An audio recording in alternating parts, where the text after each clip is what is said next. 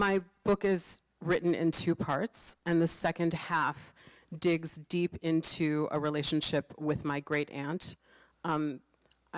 She was the one I wanted to love me, and she was as racist as they came. Like many racists, she kept it very hidden, and I don't want to give it all away because I do hope that you will consider reading my book.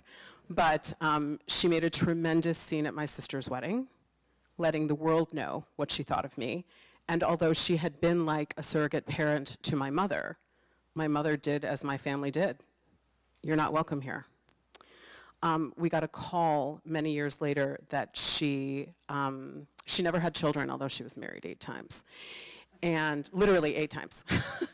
And my mother was listed in her trust as her sort of next of kin, and the state had conserved her, and she had Alzheimer's. And did we want to come see what was going on? And for reasons that, again, are very complex. I mean, my mother cut this woman off who had given her a home when she needed one. And my mother at the time was not well, and I was in a position to go and see what was going on. And so I wanted to give my mother that peace of mind and see what was happening. And so I flew up to San Francisco, and I ended up caring for her and fighting the state to get her custody put into my mother's care and get her she was in a substandard facility. Like, it was this nightmare. And I took care of her for 2 years and then moved her to Chicago, so once the courts allowed for it, so that she could be closer to my mother in her final days. How on earth do you show any sort of kindness or love to someone who literally looked at me in public in front of God and everyone and said, well, nothing is worse than black? And the answer is this. One, my initial decision was an act of love for my mother.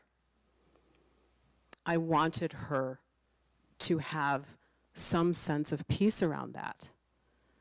And so the initial impetus for me to go was out of love for my mother.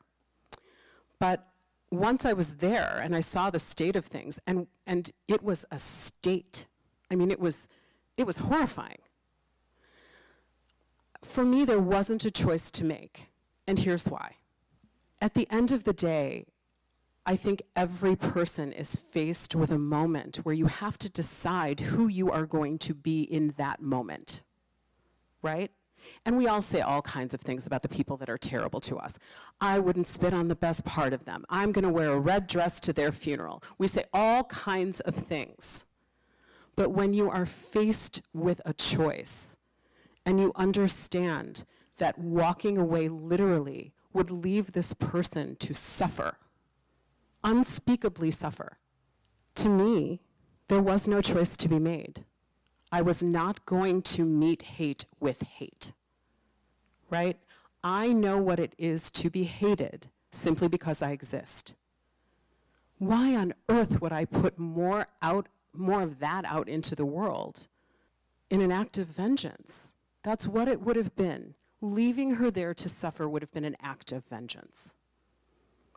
And I wouldn't have been able to live with myself if I had done that. Was it easy? Was it joyful? No, it was not. But at the end of the day, I have to be able to look myself in the mirror and know who I am. I have to be able to lay my head down at night and know that I am the best version of myself that I can be. And for me, that means putting love out into the world.